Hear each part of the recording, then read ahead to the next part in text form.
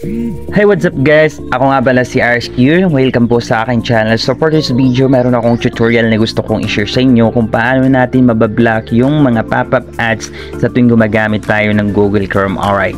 So meron na akong previous video nito. So gusto ko lang i-update kung paano natin mapapa-working. So ang pinagkaiba lang doon sa previous video natin sa YouTube channel ko ay doon tayo mismo nag-set up sa settings ng Google Chrome. So at napakaganda na yung isi-set up natin ngayon dahil dito mismo sa mga settings ng mga cellphone natin. Alright. So without further ado, just keep on watching.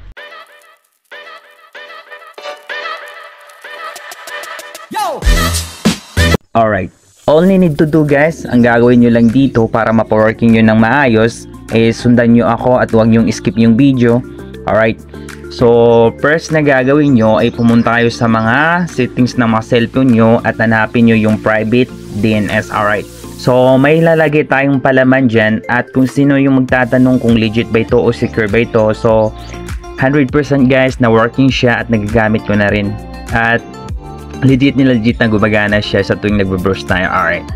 So hindi natin minsan kasi pag nagbe-browse tayo sa Google Chrome, hindi natin maiiwasan kung wala tayong ad cards na ilalagay natin sa mga web settings natin or sa DNS ay may mga ads na kusang sumusulpot at hindi natin na namamalayan na napipindot natin. At kadalasan sa mga pop-up ads na kusang lumalabas, lalong-lalo na kung may mga online or account kayo na mga katulad ng mga GCash or Maya or mga online banking na minsan, lalong-lalo na sa may mga GCash, minsan napupunta tayo sa mga ads na kusang sumusulpot at napipindot natin at humihingi sila ng mga ganito. Minsan, yun yung kadalasan na or nagkakamali tayo, napupunta tayo at hindi natin gustong yung mga ads na yon. So, ito yung pinakamaganda na features ng i-share sa inyong tutorial. Alright. So, pindutin nyo itong sa home screen ng mga cellphone nyo. So, hanapin nyo itong private DNS. Alright. So, once na ma-open nyo yung private DNS at ito yung makikita nyo, naka-switch siya sa off. Alright. So, isi-select natin itong private DNS provider host name. So, pipindutin nyo lang yan.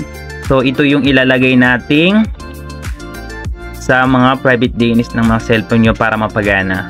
So, ulitin ko guys. Ganito yung makikita nyo once na inopen nyo yung private DNS at isi-set up natin siya sa private DNS. Alright. So, ito yung host provider na ilalagay natin. At isi-share ko yan sa comment section guys para makopy nyo. At sa mga nagtatanong naman kung paano nyo makakopy yung link na isi-share natin. So, ito yung gagawin nyo mga guys. Pumunta kayo sa Google Chrome at doon kayo manood ng YouTube channel ko para makonect nyo yung ads link na makukuha nyo na i-share ko sa inyo. Alright.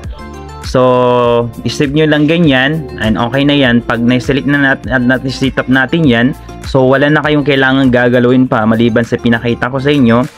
So, subukan nyo kung ano yung pinagkaiba sa hindi nyo pa nasi-set up at na-set up nyo na at manood kayo dun sa mga website para mapansin nyo kung may pinagkaiba ba o wala.